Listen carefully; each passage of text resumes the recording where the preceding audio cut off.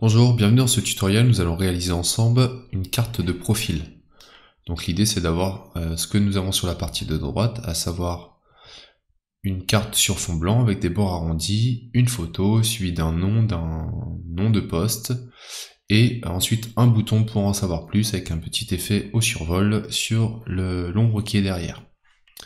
Donc pour préparer le projet, j'ai déjà créé ma structure HTML dans laquelle j'ai importé mon reset CSS qui sera en description, et le fichier style avec quelques comportements de base.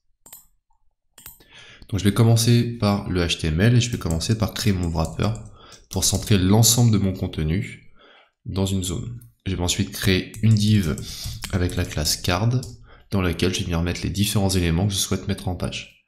Donc le premier élément est une image. Le second est un paragraphe sur lequel je vais mettre la classe name.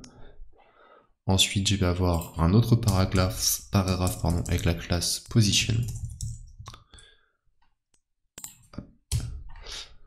Je vais ensuite avoir le lien qui pointe vers rien avec le texte read more. Dans chacune de mes balises, je vais venir compléter avec le contenu. Donc ici, on a UI designer. Ici, je demande la personne, donc John Doe. Et ensuite, je vais venir compléter l'image. Au niveau de l'image, ici, je vais venir saisir dans la source l'image que j'ai déjà préparée, que j'ai mis dans un dossier image. Donc je vais rentrer dans le dossier image. Je vais ensuite mettre un slash et je vais mettre le nom de mon image. Dans le alt qui va me servir de texte alternatif au cas où l'image ne se chargerait pas, qui servira également pour les navigateurs vocaux, pour les malvoyants et les non-voyants, et qui sert aussi au référencement dans les moteurs de recherche par image type Google Images. Pour des questions de performance, je vais venir également rajouter les dimensions de mon image. Donc, je l'ai déjà prédécoupé au format carré en 150 par 150, en rajoutant les attributs width 150 et height 150. Au niveau de mon HTML, normalement j'ai tous mes éléments. Si je retourne sur mon rendu, au niveau du navigateur, je vois que la structure est existante.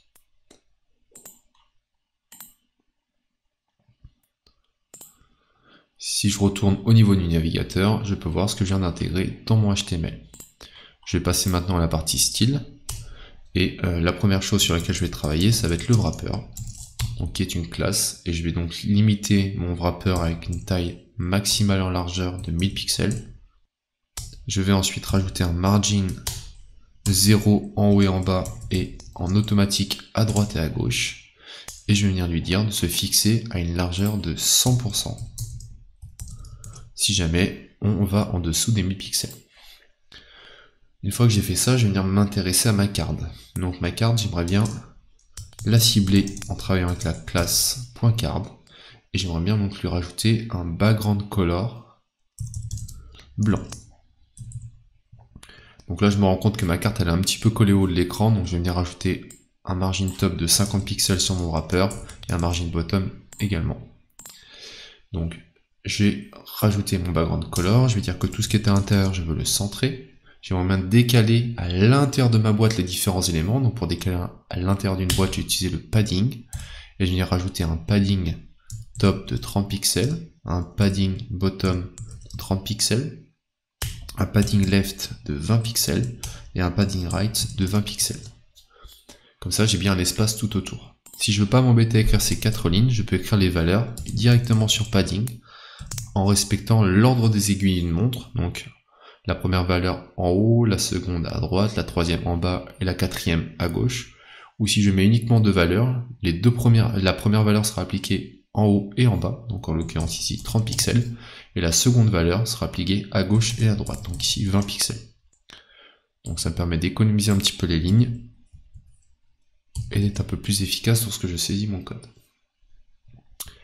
Je vais ensuite venir dire que je veux une taille maximale à ma carte, parce qu'elle est un petit peu grande, de 450 pixels. Et je vais ensuite la centrer. Donc pour la centrer, c'est le même principe que pour le wrapper. Je vais mettre un margin en haut et en bas à 0 et à droite et à gauche en automatique. J'aimerais maintenant venir arrondir les bords de ma carte en mettant un border radius de 10 pixels. Ensuite, il me reste sur cette carte, si on regarde, il me semble que j'ai mis un box shadow tout autour en effet. Donc je vais venir rajouter mon box shadow pour avoir une ombre tout autour de ma boîte. Donc je vais mettre un box shadow de 0, 0, 15 pixels, 0, et avec une couleur.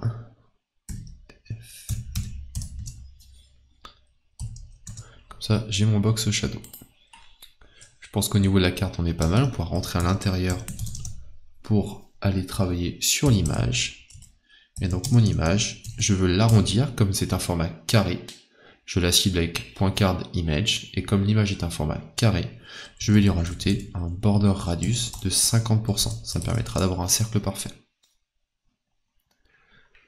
Je vais ensuite travailler sur le nom, donc .card.name.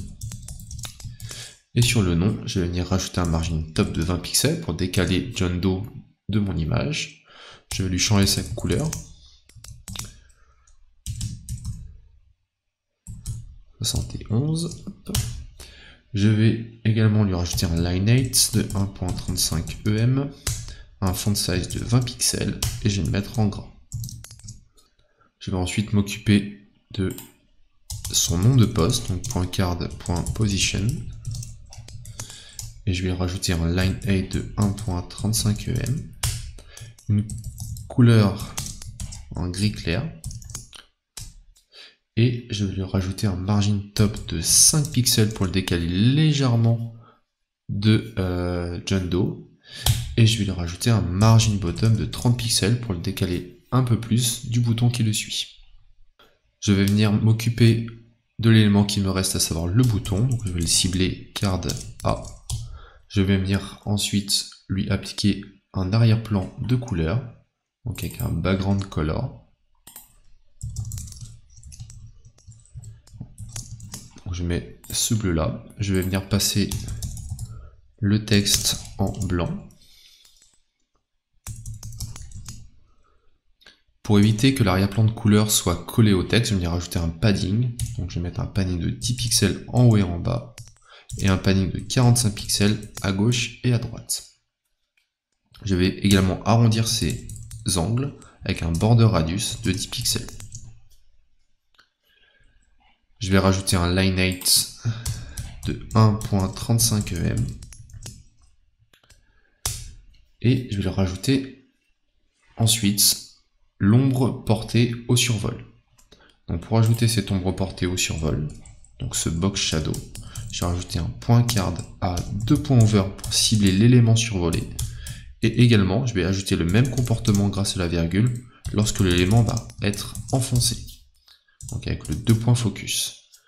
L'idée ici, c'est de rajouter un box shadow. Donc, j'aimerais bien avoir un box shadow lorsque l'élément n'est pas survolé, et au survol, je veux supprimer ce box shadow. Donc dans un premier temps, je vais venir rajouter le box shadow. Donc box-shadow.